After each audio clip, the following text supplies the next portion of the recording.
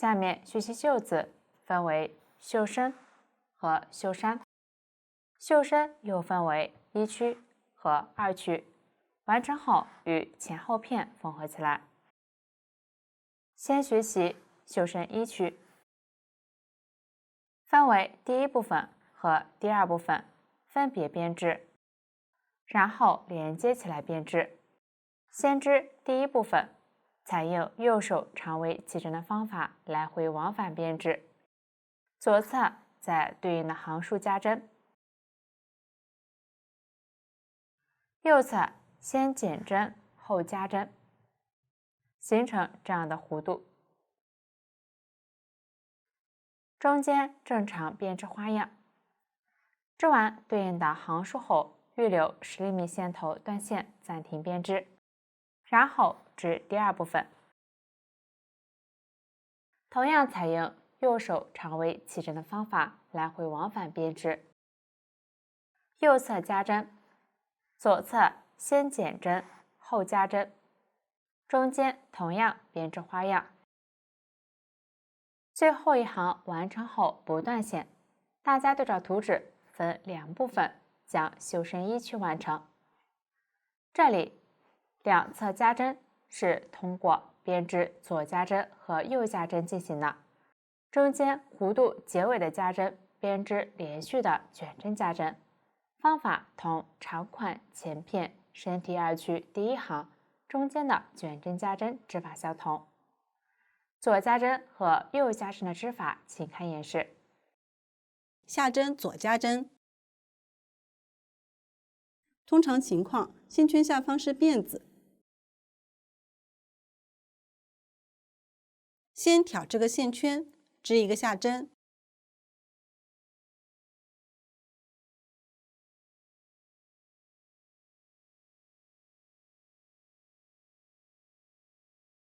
然后找到线圈下方第二个辫子，左针从左往右挑起这个辫子左侧一根线，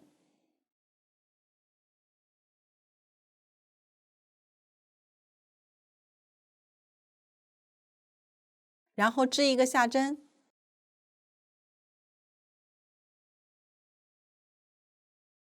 左侧这一针就是加出的一针，这样下针左加针就织好了。下针右加针，通常情况，线圈下方是辫子，先挑这个辫子右侧一根线，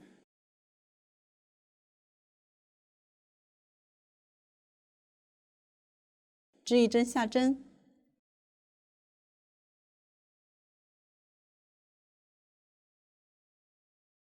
这个就是加出的一针，然后继续穿入这一针的线圈，织一个下针，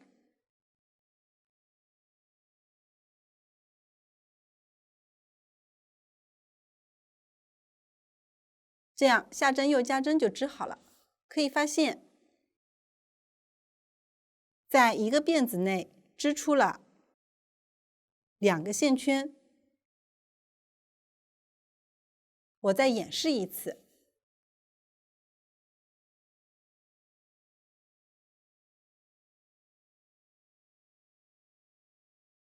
先挑下方辫子右侧一根线，织一个下针，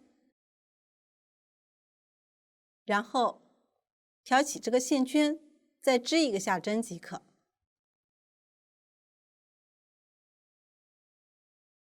这样袖身一区就讲解完了。接着学习袖身二区，接着一区第二部分结尾的线，在第二部分上编织。织完第二部分的线圈后，卷针加3针，继续在第一部分的线圈上继续编织。注意交界处需要织的稍微紧一些，断线的线头在反面收好。织完第一部分上的线圈后，一区形成这样。卷针曲线加针位置相对的开口，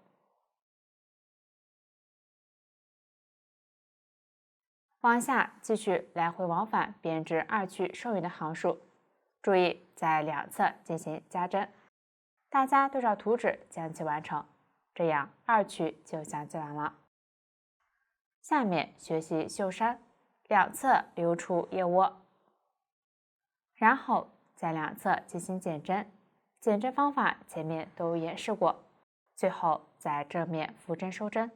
大家参考之前的演示，对照图纸将其完成。正面编织下针边收针的方法，请看演示。编织下针边收针，一般织完大平针后，在正面可以用这种方法。这种情况收针时，先织2个下针，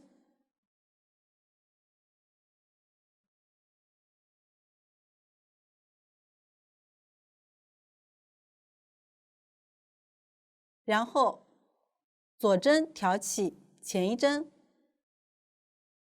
盖过后一针，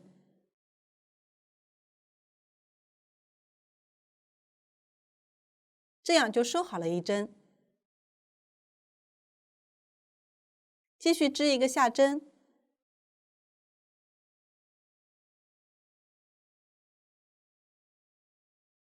然后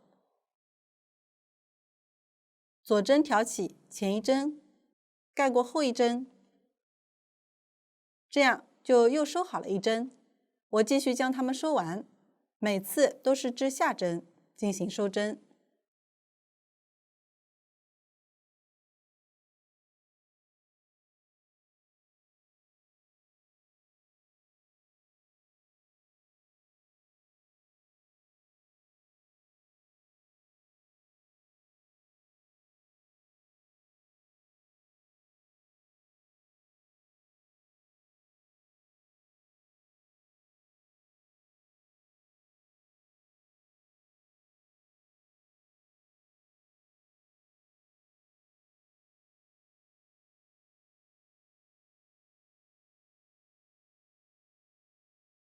现在还剩1个线圈，拉大线圈，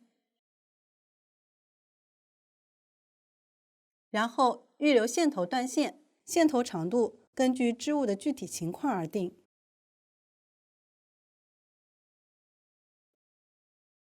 通常只要预留10厘米左右即可。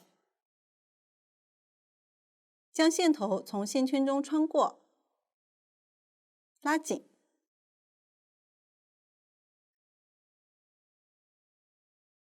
这个就是边织下针边收针的方法。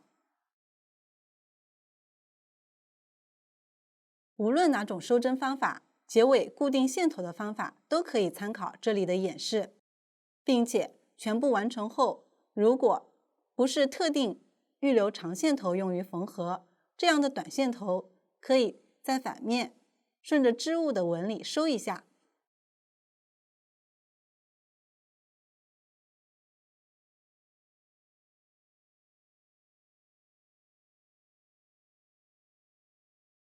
尽量不要影响正面纹理。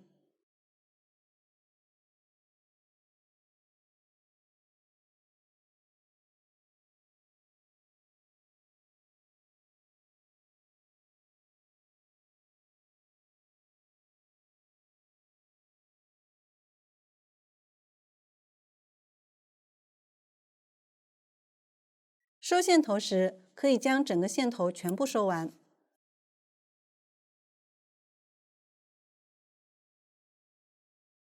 袖子完成后，下面进行缝合。先将前后片反面相对，肩部缝合起来，使用无缝缝合方法缝合。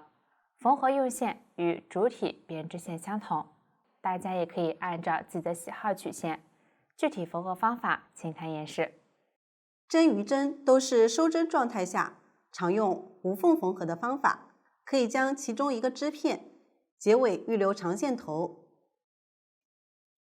将线头穿好缝针，位于后侧，从靠近自己没有线头的织片上出针，也就是从边缘这一针的中间出针。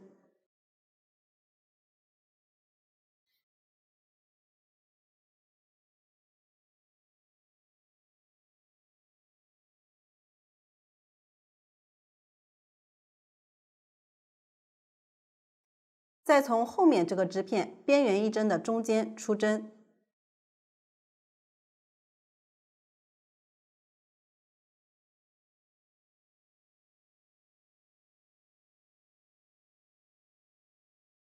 然后每次都是从前面这个织片上挑8字。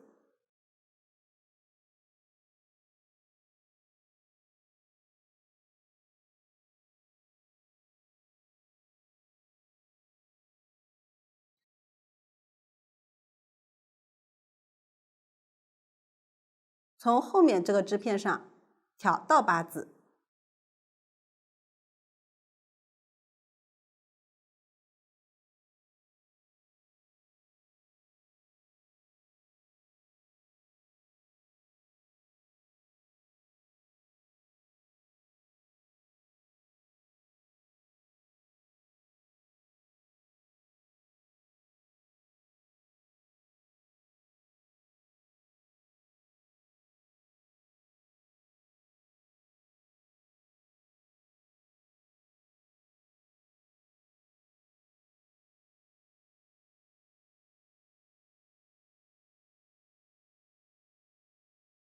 缝几针后可以看一下缝合的位置形成了辫子纹理。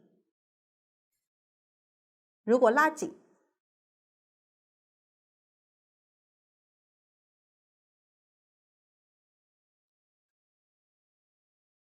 就成了无缝缝合，看不出缝合的痕迹。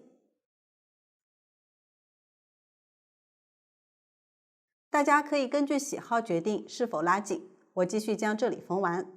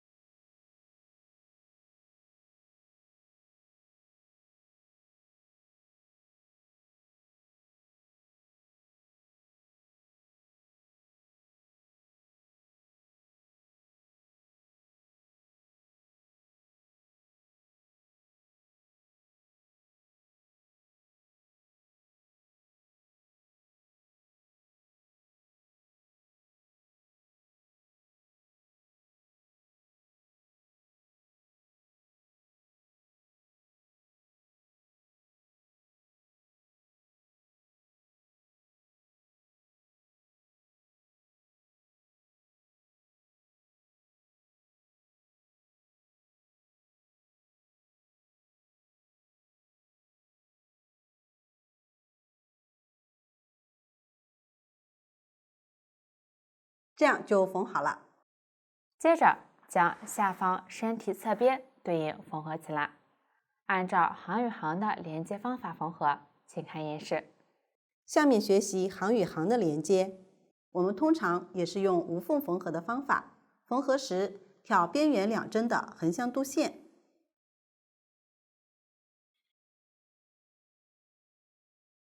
我们可以先来认识一下织片，首先找到边缘第1针。边缘第1针通常会有4种情况，第一种是滑针，也就是顺着纹理挑下不织，形成大辫子。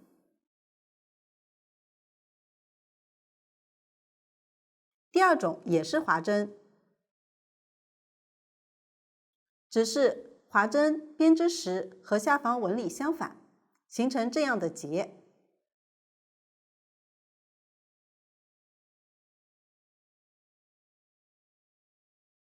第3种是每行都织，通常正面织下针，反面织上针，形成这样的小辫子。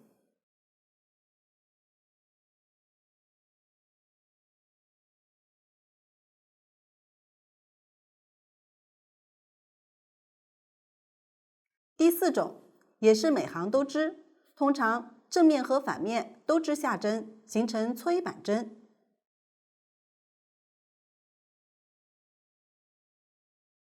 第1针左侧就是第2针，例如这个织片，从这一面看，第2针是下针纹理；从另一面看，第2针就是上针纹理。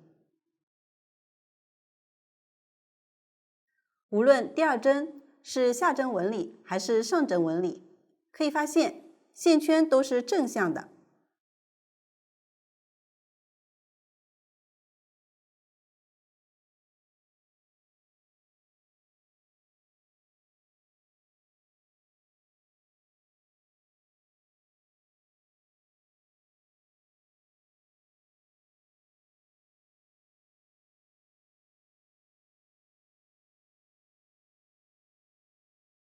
这样倒着的线圈，下方的横线就是两针之间的横向度线。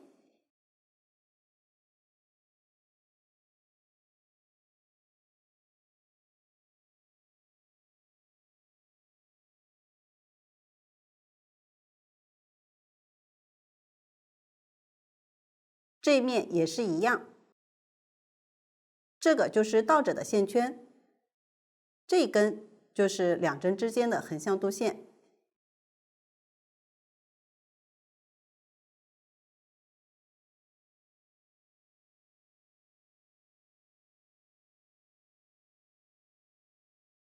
边缘至搓衣板针也是一样，这个就是第二针。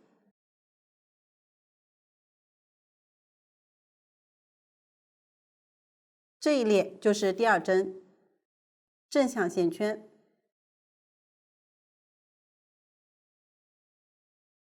这两针之间倒着的线圈，这样的一根线，就是两针之间的横向度线。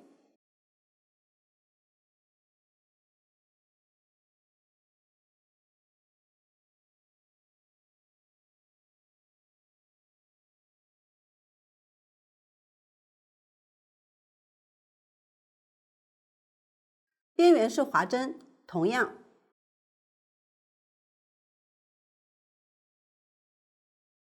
这两针之间也是有一根根横向度线。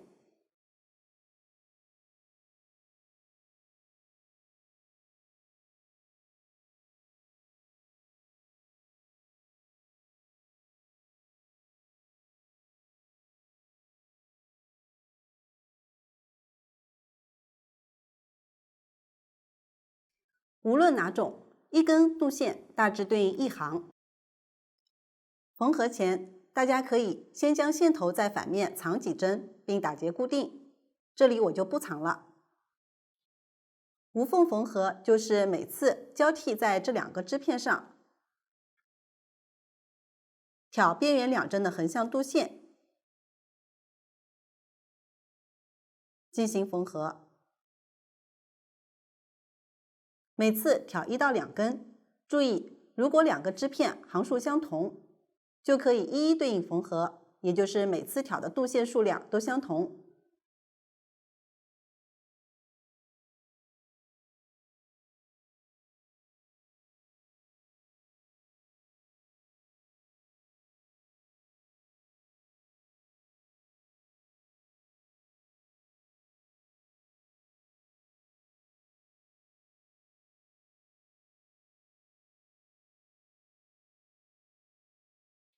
都是从上一次的出针位置入针，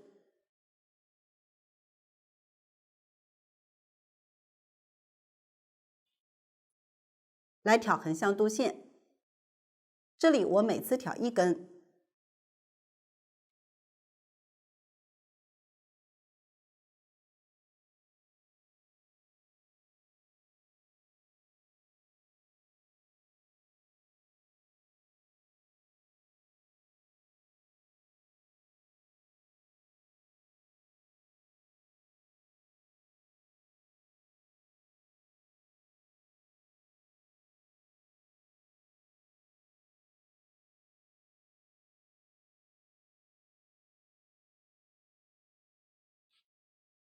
缝几针后稍微拉紧即可。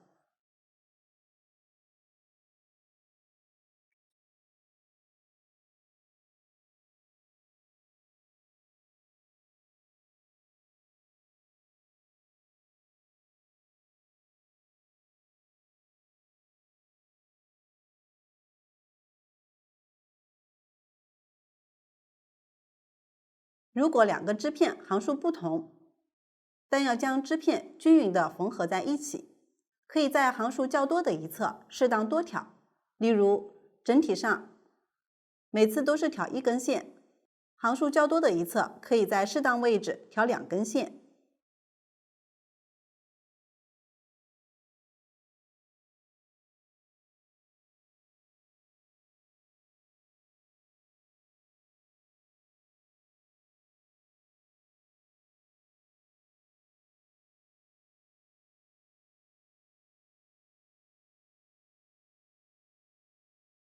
这2个织片行数相同，我继续缝完。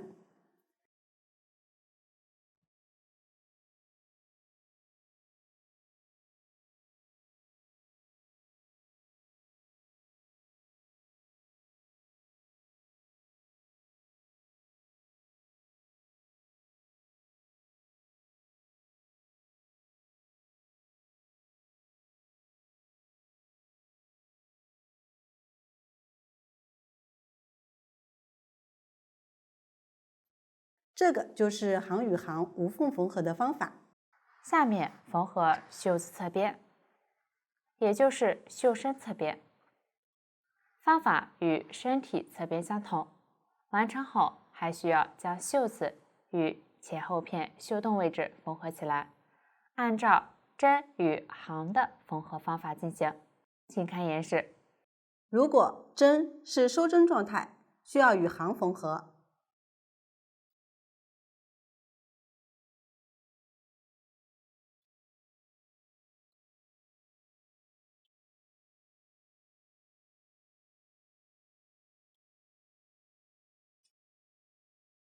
针这一侧就挑8字，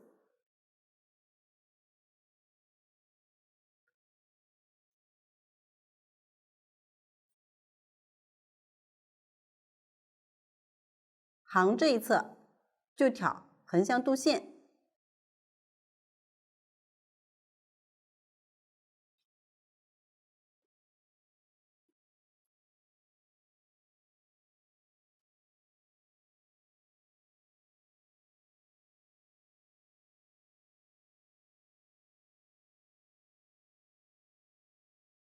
并且如果行数多于针数，就根据情况在适当位置同时挑2根横向度线。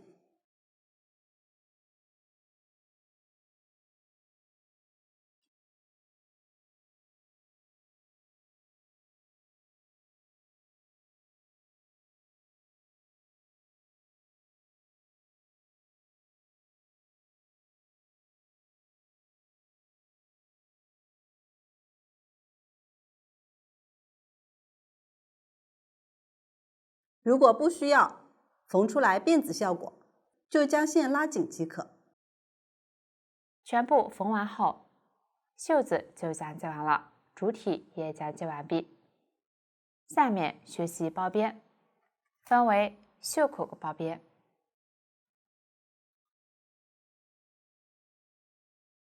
下摆包边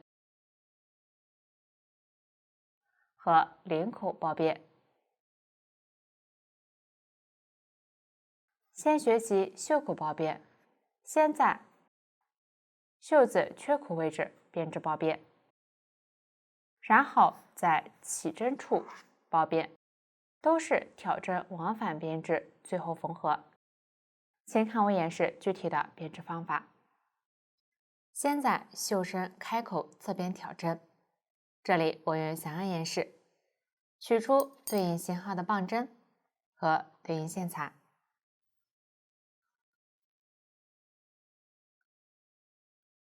大致按照5行挑4针的规律，均匀挑出对应的针数。这里具体针数也可以根据实际情况调整。挑完后，织片与袖子保持平整即可。在边缘2针之间的洞眼里挑针，选案这里调针位置随机。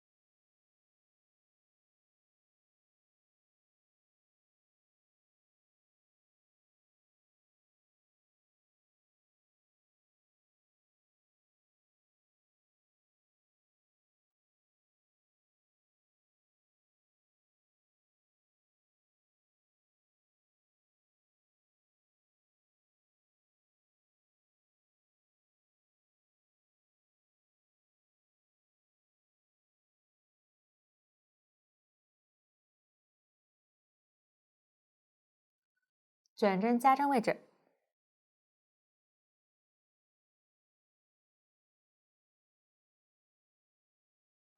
挑这样的线。如果挑出后下方有较大洞眼，可以往下多挑一根线。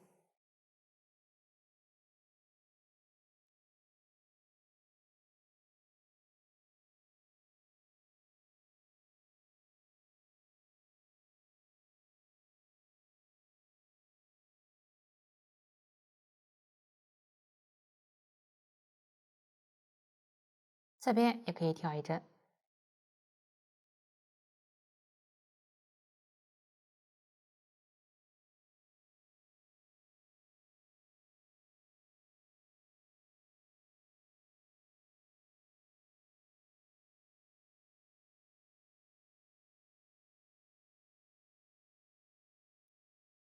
继续挑边缘2针之间的洞眼进行挑针。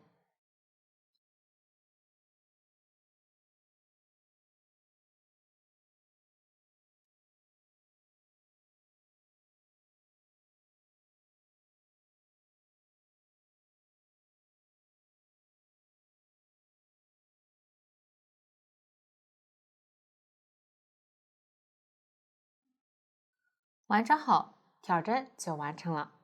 挑针行作为第1行，完成后继续至第2行。这里图解是上针纹理，反面编织下针。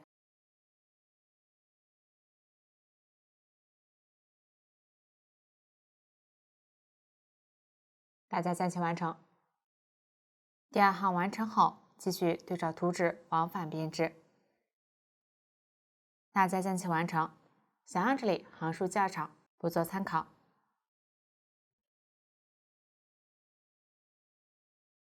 最后一行完成后，预留1米左右的线头用于缝合，然后另取线将线圈修针。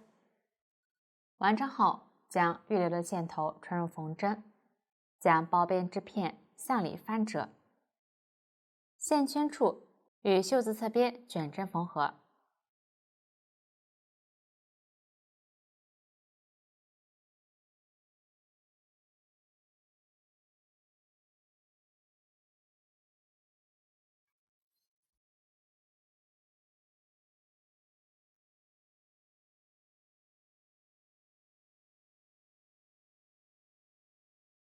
线圈处穿入这样的线圈。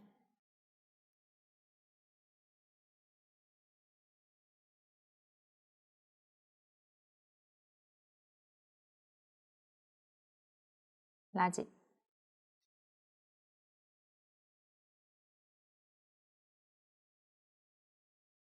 也可以一次多穿几个线圈。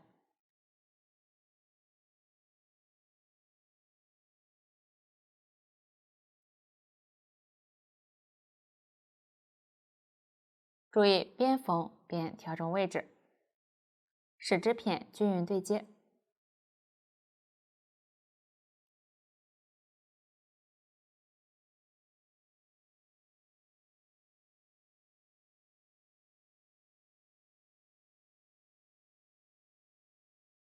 按照这样的方法缝完所有线圈。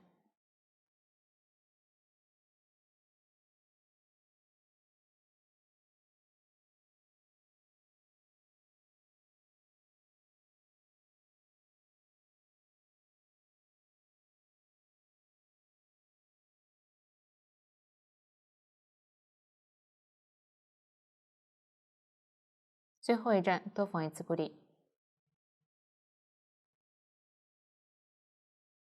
最后打结藏线。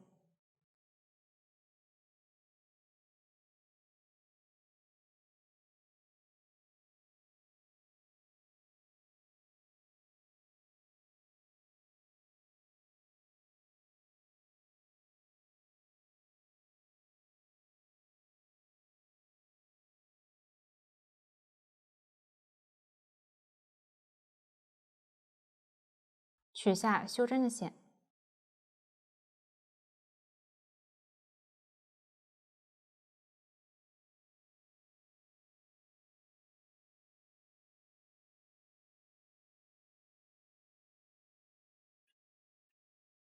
这样侧边包边就完成了。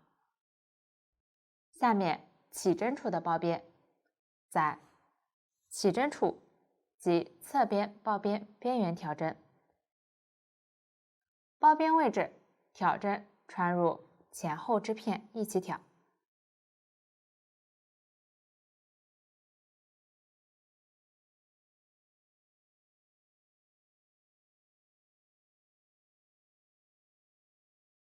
也就是穿入这样的两侧。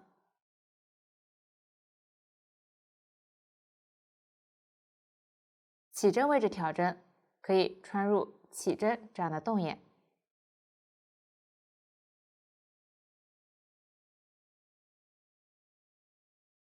挑针规律和织法与侧边包边类似，挑出对应的针数就可以。完成后，同样向里折叠，于袖子起针处卷针缝合。最后将两侧边缘也卷针缝合起来，尽量保持美观。大家参考之前的演示，将其完成。这样袖口包边就讲解完了。下面学习下摆包边，采用右手长围起针方法来回往返编织包边织片。这里织片的长度需要边织边比对。从前片左肩结尾居中位置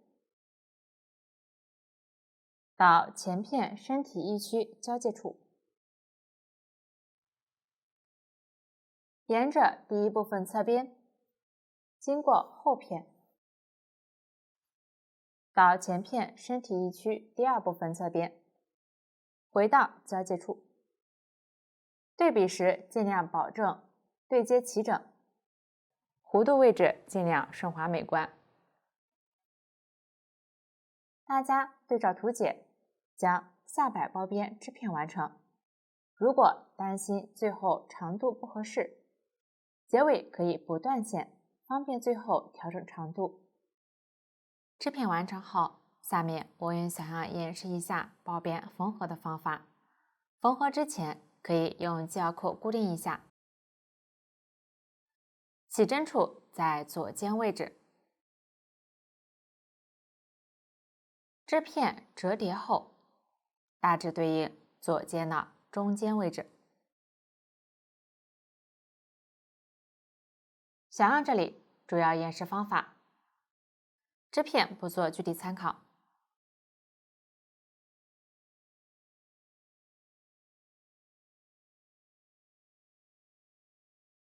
注意一定要保证织片平整对接，以免影响整体美观。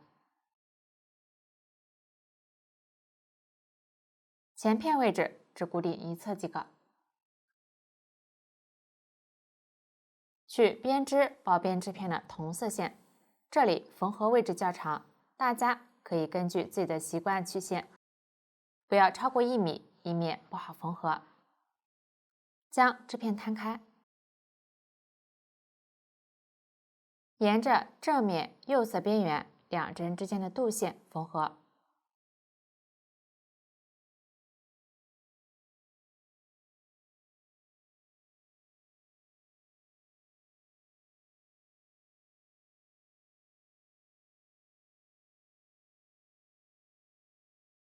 前片位置在织片上大概为对应位置挑线。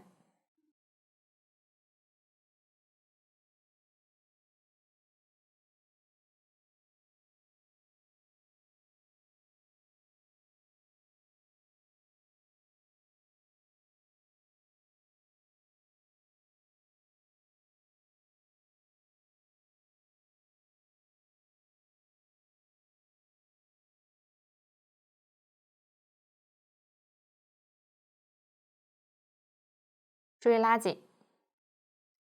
缝合方法与身体侧边缝合方法类似。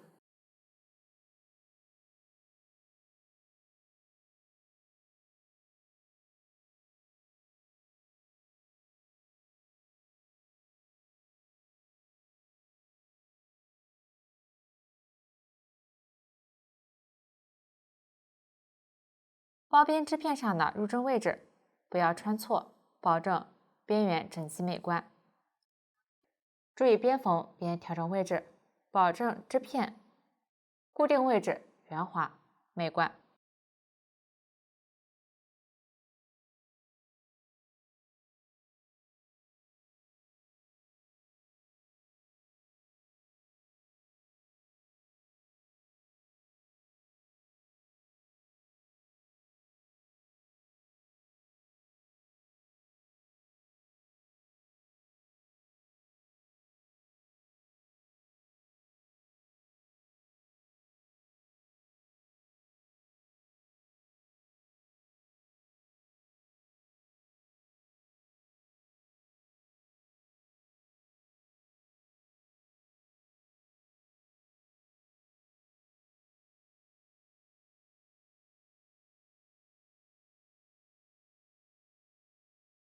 缝完交界处，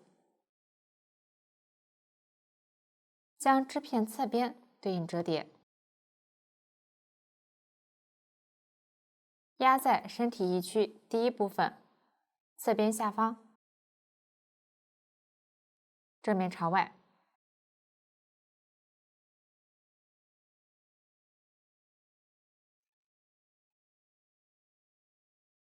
按照织片的缝合方法，缝合时同时穿过前片织片侧边边缘和包边织片的另一侧肚线位置。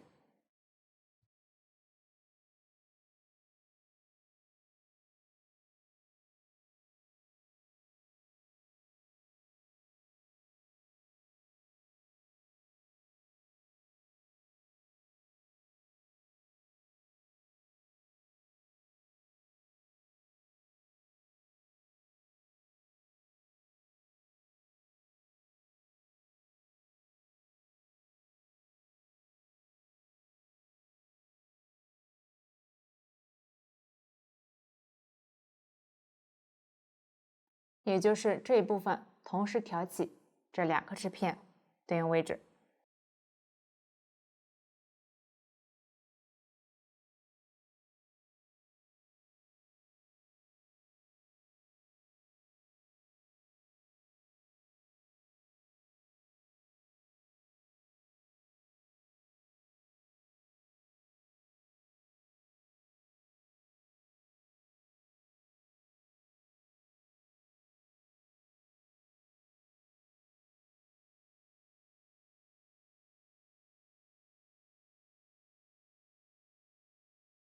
按照这样的方法，沿着边缘继续往下缝合。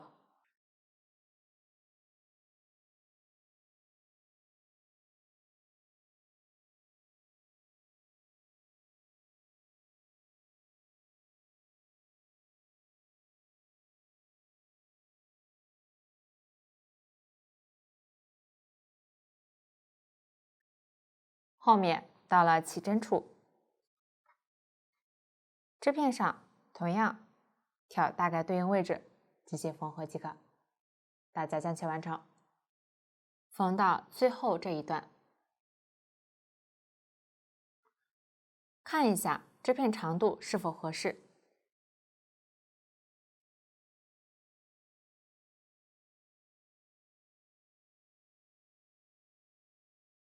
根据实际情况调整一下，然后将织片结尾扶针收针，然后缝完剩余部分。大家将其完成，最后将结尾扶针收针位置也缝合在包边下方，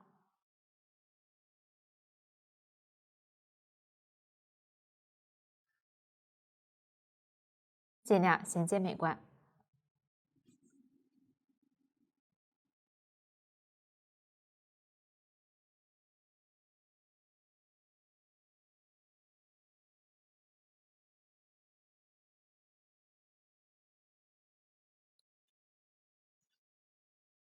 大家可以缝得更密一些，然后打结收好线头即可。最后另取线，将开始这一段织片侧边翻折在下方，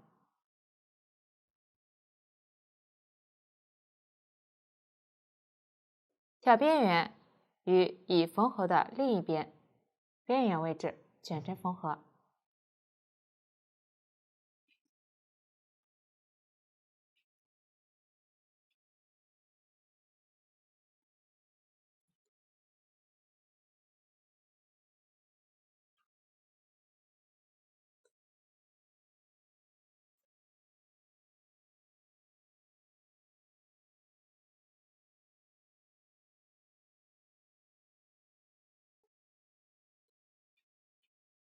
到了起针处，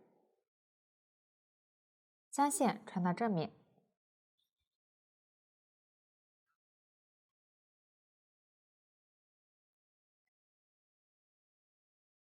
与肩部无缝缝合处缝合起来。这里挑后片肩部对应位置缝合。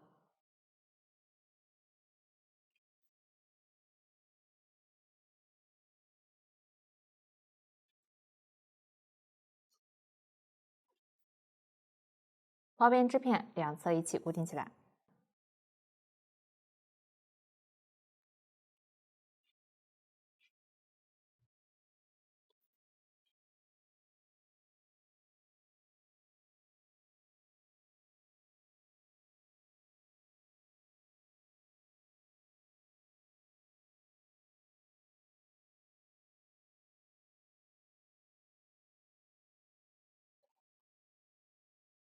最后将所有线头打结收好，这样下摆包边就讲解完了。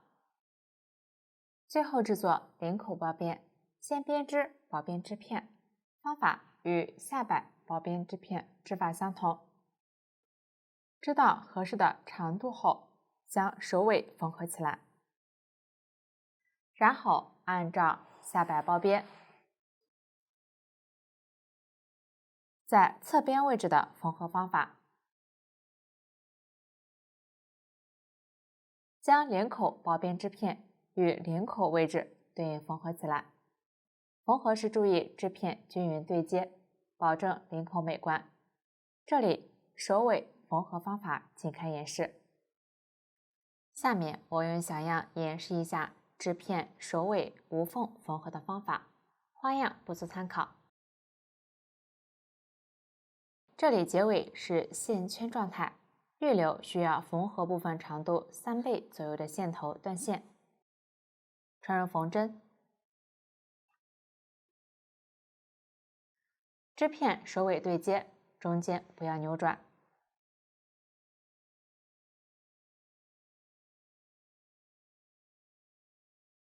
先从右往左穿出织片结尾右侧线圈，可以稍微拉紧。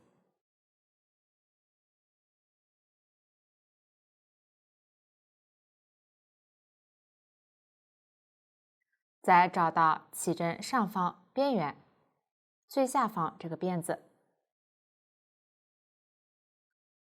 这里有线头，辫子可能不太明显，大家大致对应挑2根线即可。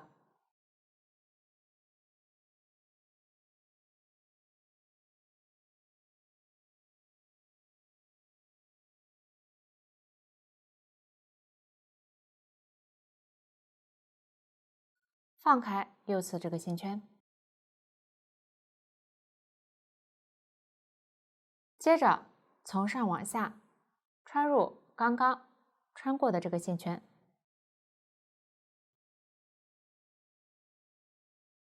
再从右往左穿出左侧相连的线圈，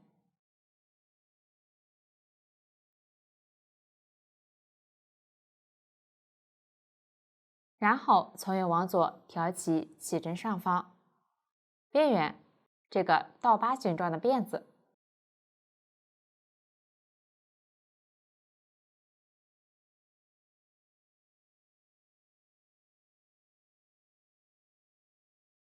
继续从上往下穿入之前这个线圈，然后从右往左穿出左侧这个线圈，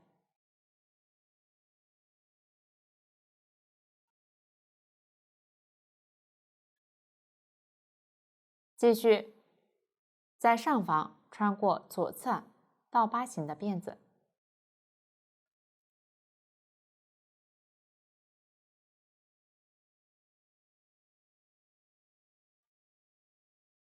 可以发现这里形成了辫子，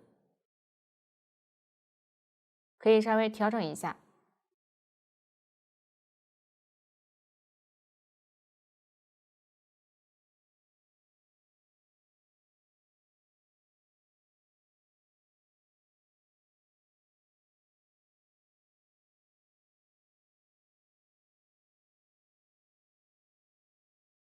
继续按照这样的方法，线圈位置在已经穿出的线圈位置开始，穿入，左侧穿出，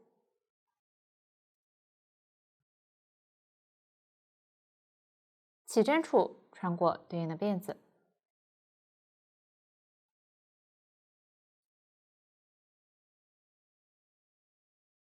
稍微拉紧，继续将它缝完。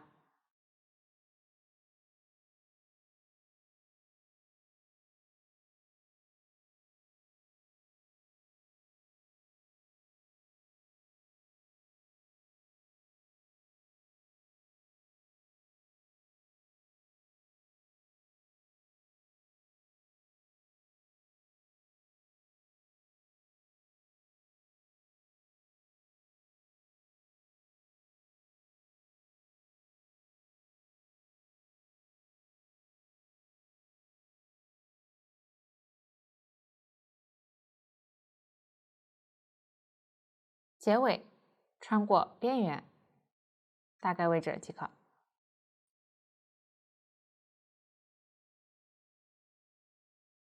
再穿入下方这个线圈，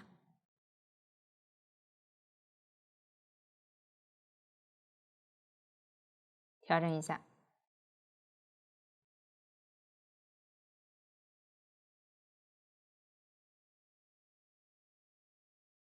完成后看一下效果。最后将线头在反面打结收好，这个就是线圈状态收尾无缝缝合的方法。到这里包边就讲解完了。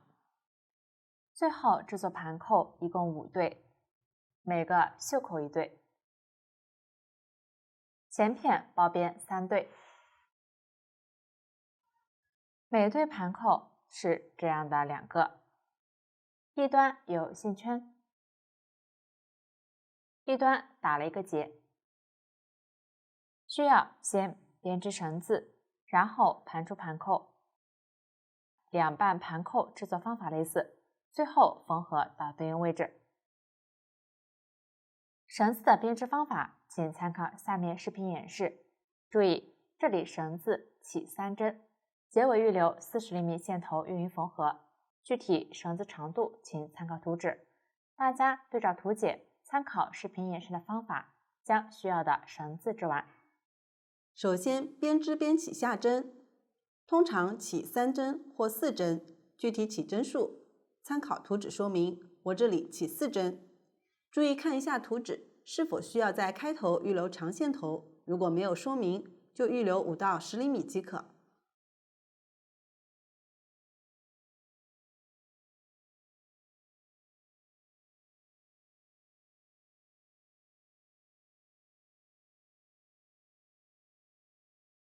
起针方法也可以根据喜好确定。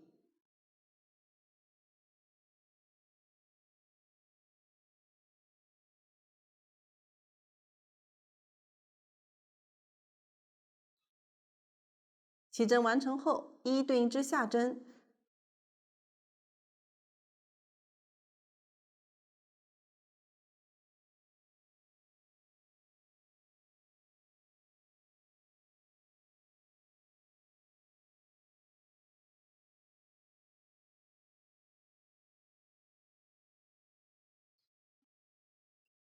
完成后，将这个整体移至这根针的右侧，注意不要翻面，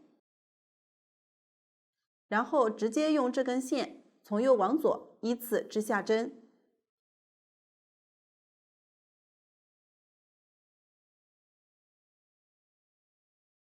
第一针织紧一点。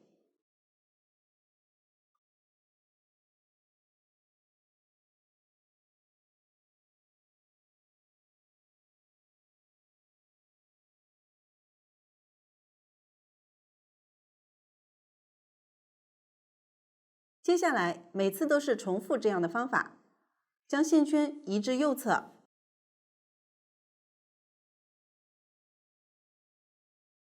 依次织下针。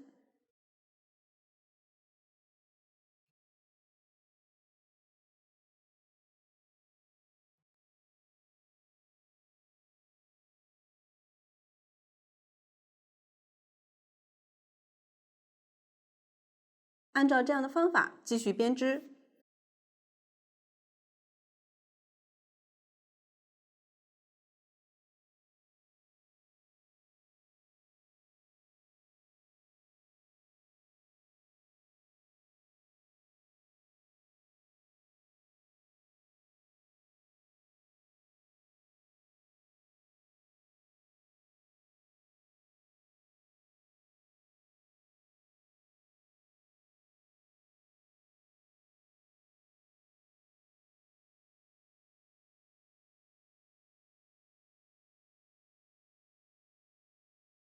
一直织到需要的长度。织完后，如果没有特殊说明，预留15厘米左右的线头断线，开始收针，将线头穿上缝针，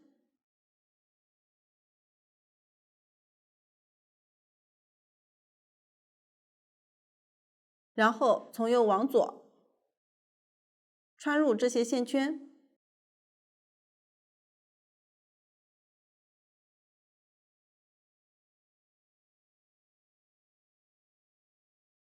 我们可以再穿一次，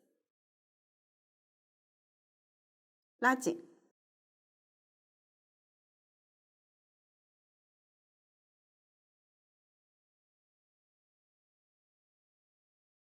收针完成。这个就是绳子的编织方法。绳子织好后，下面制作盘扣。这里我用小安演示，先将结尾预留的线头穿入缝针，有扣眼的一端直接将结尾折叠3厘米左右，形成这样的扣眼。打结的一端开始打一个结，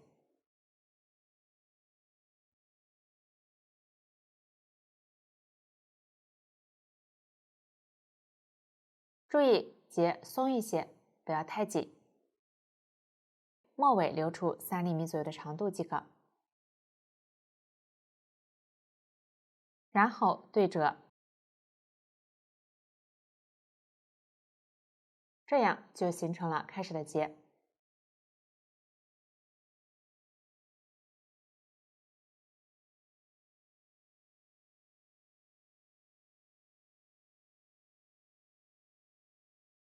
下面将较长的一端在左侧顺时针绕一个圈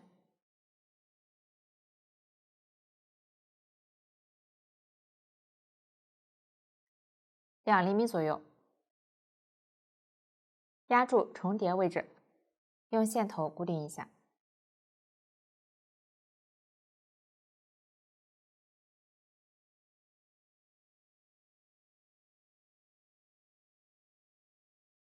固定时注意不要影响美观。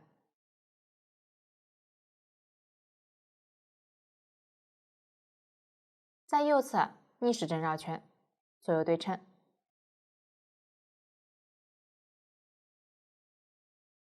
可以继续固定一下，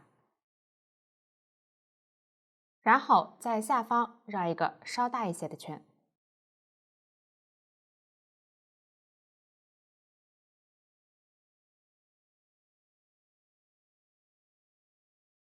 多余的部分压在下方。这里如果绳子长度不合适，可以拆掉固定的线，重新调整，确认合适后固定牢固。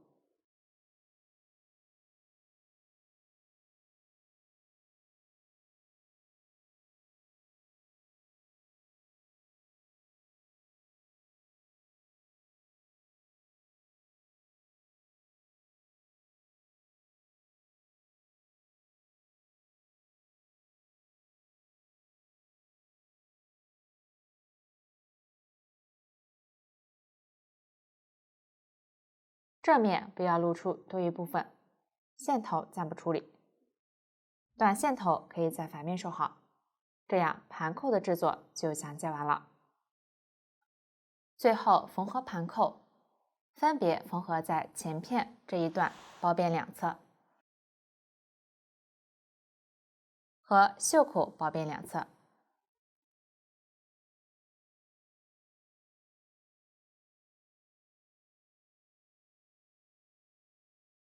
前片包边位置，上方一对距离肩部6厘米左右，下方一对与交界处间隔1点，有结的一半均在右侧。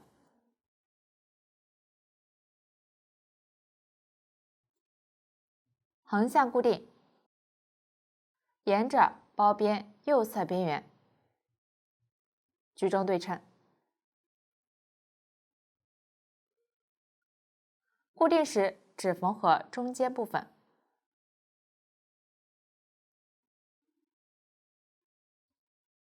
前端也可以缝几针固定，保证扣眼大小合适即可。另一侧同样在这里绕线固定几圈。最后扣好。袖口位置的一对，靠近边缘，贴合包边的调整处。这里两半的位置，大家根据自己的喜好确定即可。